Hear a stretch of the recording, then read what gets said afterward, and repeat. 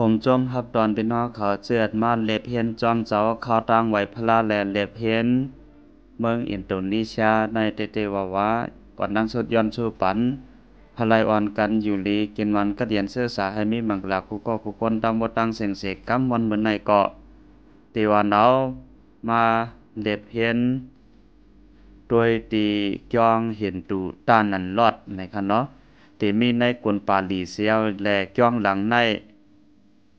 ซ้ำอยู่จำไว้เฮียมผังปังหลายแลเป็นที่อันจันใจกวนออกข่าวตังหูเมืองเขาอ่อนกันมาเลมาเลเพียนในเย้าอันไรอันออกมาเหลียวในแต่ก็ในแต่เป็นตั้งอันกว่าสู้ตีจ้องเห็นตูนั้นในคันเนาะแต่มีผังห่างอันเขาขายโค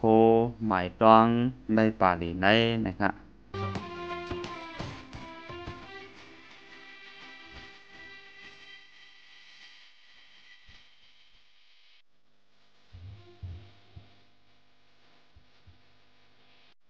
กวนเจออันมาเลคนป่าหลีในใน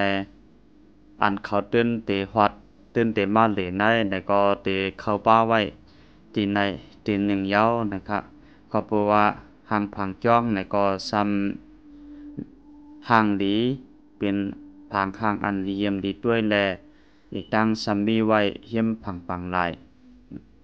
เย้าก็ทำเตมีมักเขียนในเนาะเป็นจึงกุนมักเขียนนะเขาก็เฮ็ดไว้ไกลนั้นนั่นแหละเฮ็ดให้จันใจ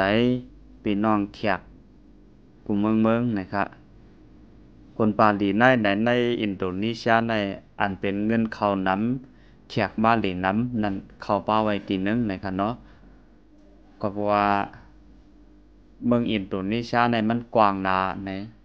ว่าเฮากว่าหลีมอก1ปอก2ปอกในแต่ให้มันบ่หลีจอดยาวตั้งหมดในแต่เต็มเป็นไรครับเนาะเจ้าลำด้วยได้ตีไรกว่าหลีมอก4 5ปอกจังได๋ว่างั้นเนาะในก็4 5ปอกก็พอเฮาขี่เฮิมเมียนแฮจังได๋จ่องเตหลีไรจอดกันเนาะเพราะขี่กาได้ง่ายๆนะครับเนาะเข้าตังมันก็ยาวไกลหนานะครับเตตรงตักลาดหมอกขนายเสในย้อนสู่ปันให้วันกันอยู่ลีกินหวานเหตุการณ์ขึ้นในแม่สงกูก็กูคนตั้งบ่ตั้งเสียงเสกำเจ้าดานาตั้งเจอฮาร์โมนเซอร์ตอนเตอจินกัดเย็นเจ้าดานาตั้งเจอฮาร์โมนเซอร์ตอนเตอจินกัดเย็นเจ้าตาหน้าตั้งเจอฮาร์โมนเซอร์ตอนเตอจินกัดเย็นสัตวาตั้งเจอฮาร์โมนเซอร์ตอนเตอจินกัดเย็น